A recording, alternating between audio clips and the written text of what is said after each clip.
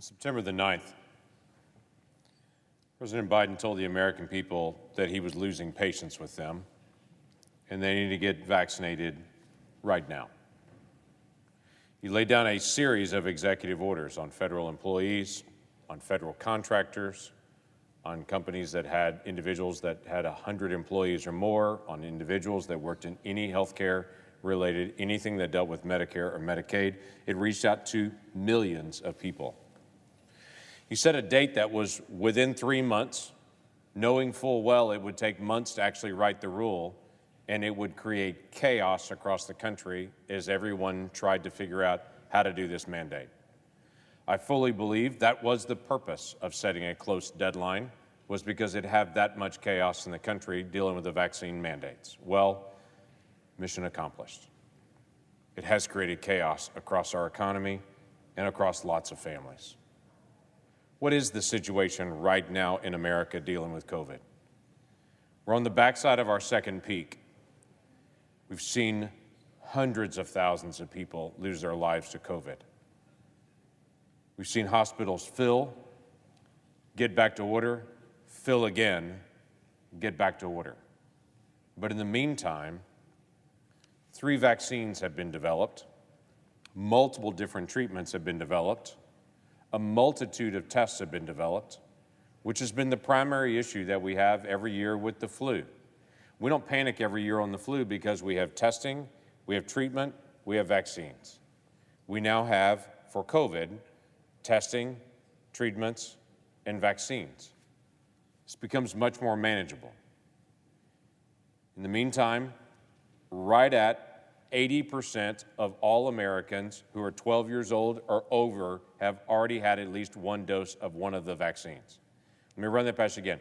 80% of Americans have had at least 1 dose of one of the 3 vaccines, of those 12 years old or older. About 45 million Americans have recovered from COVID, had it, tested positive, and have recovered.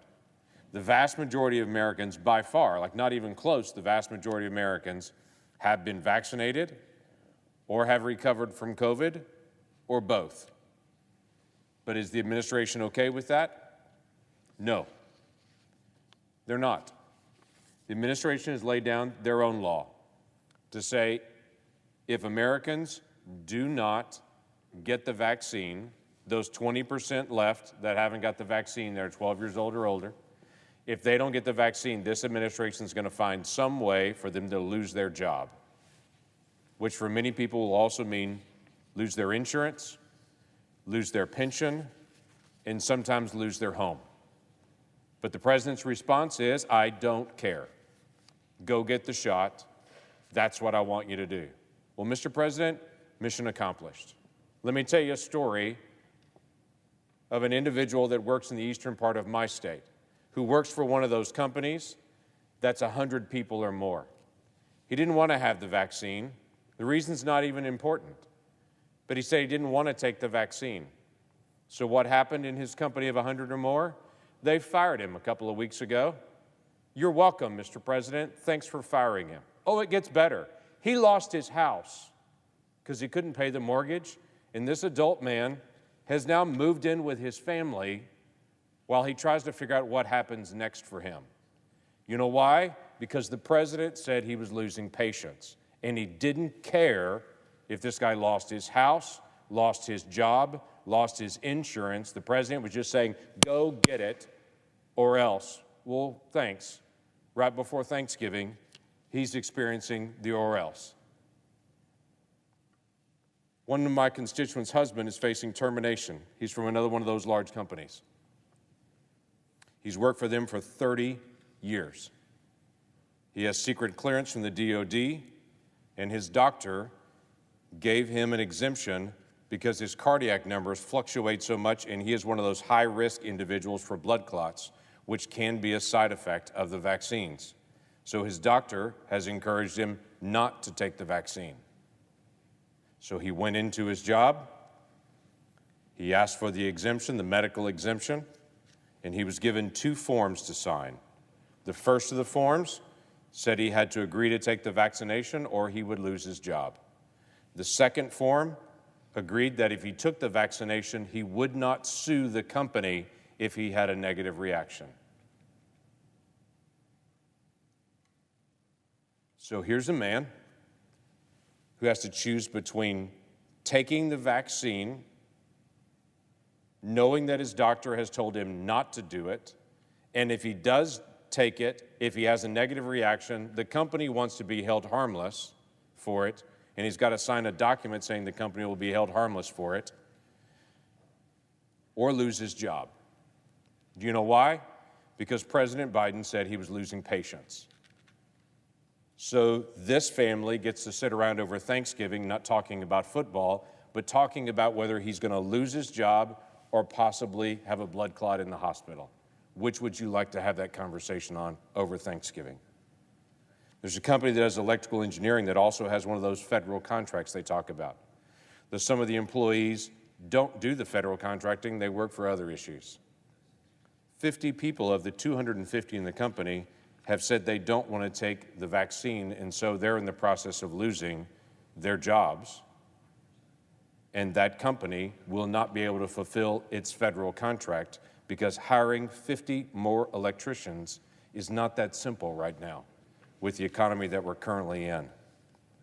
A constituent told us that her employer is going to lay her off on December the 8th because she hasn't had the vaccine yet.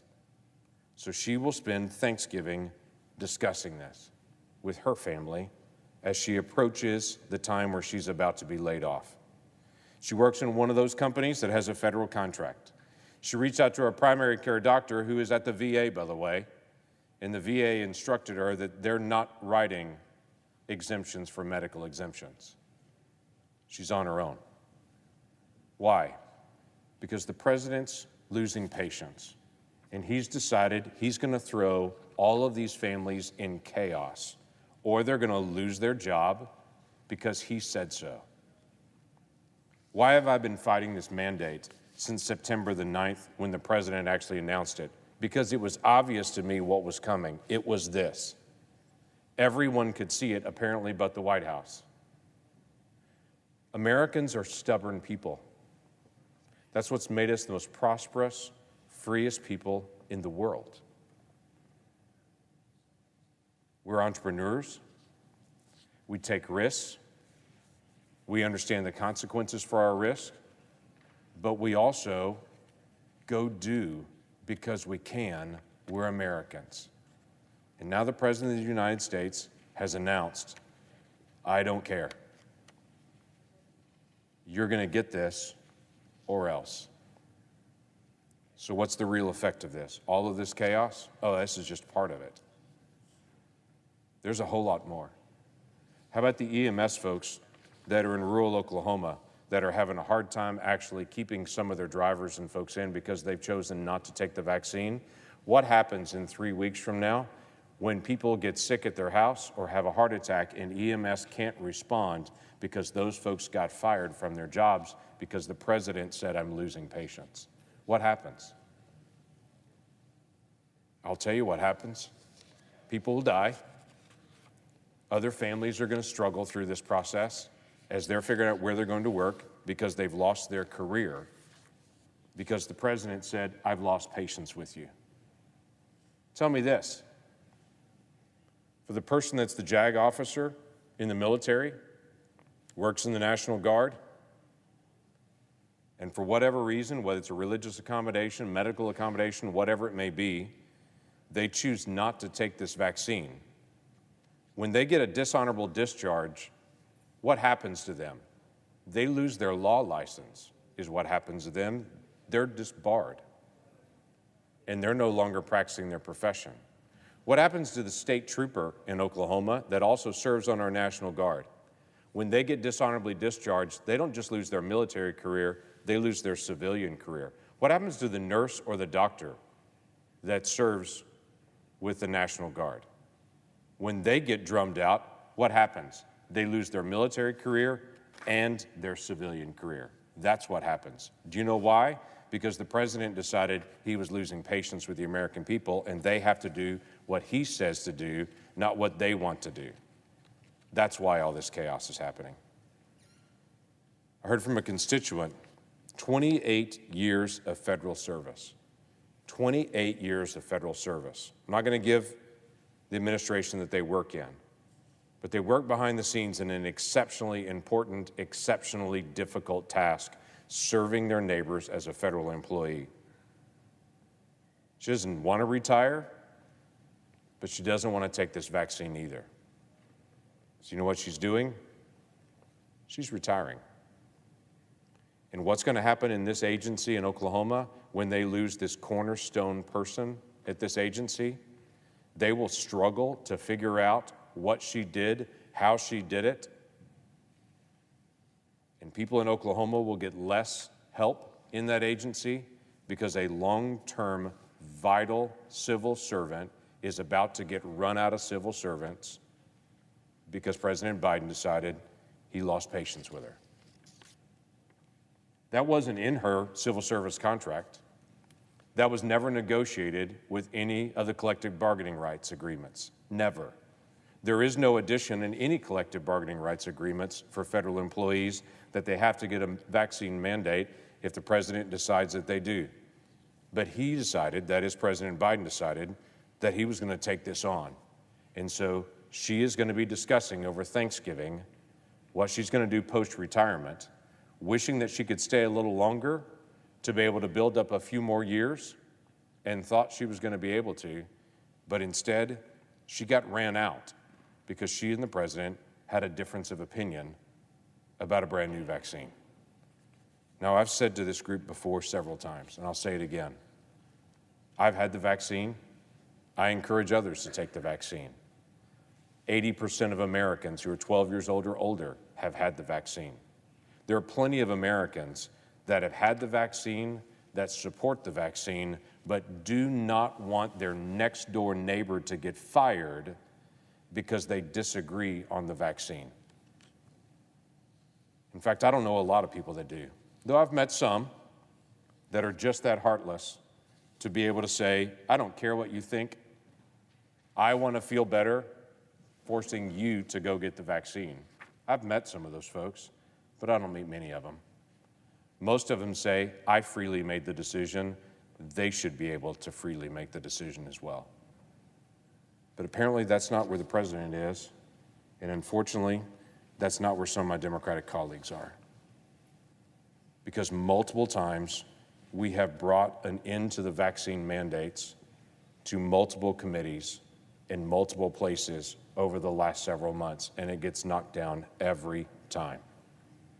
Just this week, we filed a Congressional Review Act dealing with just the OSHA piece. We've got another one coming dealing with all of those on CMS. To make a simple statement, we have got to stop this vaccine mandate. It is causing chaos in our families. It is causing chaos in our economy. And anyone who doesn't think it is not talking to people at home. So we'll bring this in the next 18 days to the floor of this Senate. And we will force a vote to it and put everyone on record. Do you stand with the American people that strongly affirm the vaccine, but strongly oppose the mandate? Or will you be one to say, don't care, I stand with the president. I'm losing patience with people, this 20% that haven't done the vaccine, I'm losing patience with them, and I'm just going to force them to do it as well. Because that decision is coming to every single person in this body. This could be turned off right now. And it already, one section of it already is turned off. The Fifth Circuit Court reached in on the issue of private employers and said that this was way overly broad of the president. No kidding. That it was unconstitutional for the president to reach into companies and to say, I don't care who it is, how important they are to the company, if you don't make them do the vaccine, you have to fire them. The Fifth Circuit said you cannot do that. Thank you, Fifth Circuit, for finally joining in on that. OSHA has now said they're not going to enforce that. But there's lots of other companies that have done it anyway. And I would tell you, for this individual in eastern Oklahoma that's already been fired and lost his house, it's too late for him for suddenly the Biden team to say, just kidding, we're going to pull that back. His life's already been wrecked by you. What else is happening? Well, I've reached out to multiple different agencies to be able to talk this through, and it's been fascinating to me when I talk to federal agencies. By the way, the federal agency mandate for all federal employees is next week to be able to have it done. But when I talk to leaders of agencies of multiple different departments across this town, none of them seem to know how many of their employees have actually been vaccinated yet. None of them. They all say, well, we think it's quite a few. And I'll say, how many folks have not been vaccinated? Well, we have an X number that have reported to us, but they don't seem to know. It's become so chaotic that the federal workers, their unions, have finally stepped in. Finally. I've been shocked how slow the federal unions were to this. They finally stepped up and asked for an extension of the president to say, don't put the mandate down for next week. Give people more time.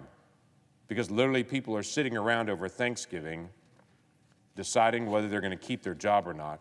And if 10 to 20% of the workforce across the federal workforce leaves, we're in such chaos that there's no way we'll be able to finish serving people as we desperately need to be able to do across the federal government. So what would I recommend? Well, I had some very frank conversations with the Equal Employment Opportunity Commission, the EEOC. It's interesting to me when I visit with the EEOC, that's the group that helps protect workers, whether they're federal workers or private sector workers, from discrimination. Protects workers from inappropriate termination. When I talk to the EEOC, what I hear from them is they weren't consulted through the process of developing this new vaccine mandate and all the exemptions that should be in place. So can I just tell the workers of my state and the workers across the country a simple thing?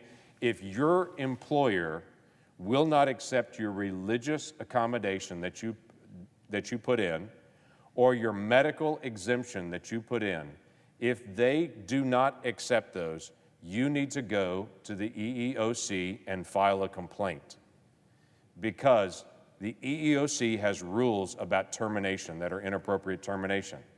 And if individuals are being terminated from private companies, even if they're federal contractors, or if they're federal employees, I encourage you to go to the EEOC and file a complaint if they're not hearing your medical accommodation or your religious accommodation. That is your right as an American. And when the President of the United States is running over your rights, you have every right to be able to appeal that personally. You don't have to hire an attorney.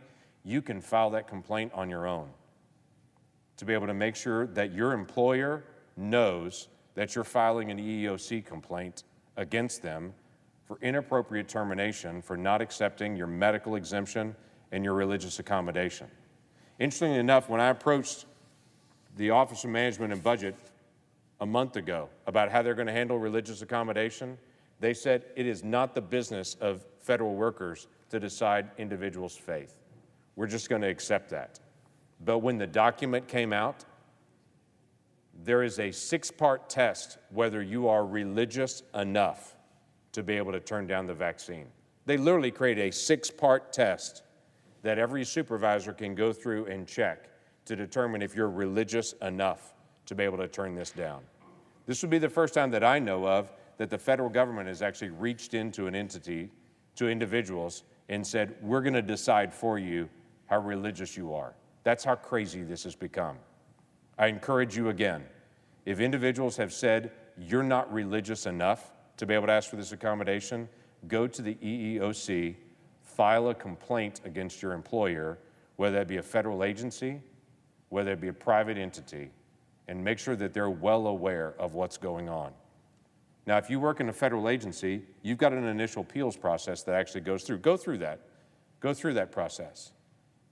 But if you're denied or not heard, you do have rights as an American. And I would encourage you to be able to stand up for your rights as an American against unjust hiring and unjust firing in this process. Let me read this last letter to you. As we have fought through this process and to find every leverage point I can find for the people in my state to be able to make their own decisions, it has been difficult to be able to talk to people in the struggles that they have. Let me read one. This gentleman wrote to me, I retired after 20 years of active duty service in the military to enjoy time with my family and the supreme blessings of freedom and peace our country has secured at the expense beyond human measure. Now, many of our undaunted service members and veterans alike face possible unemployment because we refuse to take a vaccine. Some are being coerced into taking it because they can't support their families while unemployed, the very people who risk their lives and the well-being of their children face persecution for a personal medical choice. His comment to me, this is not American. I agree. That's why we're fighting this. That's why we'll continue to be able to push this. That's why we're bringing a Congressional Review Act up to put every single person in this body on record. Do you support forcing people to take a vaccine or be fired or not? I do not. And I hope 99 other of my colleagues also do not. I yield the floor.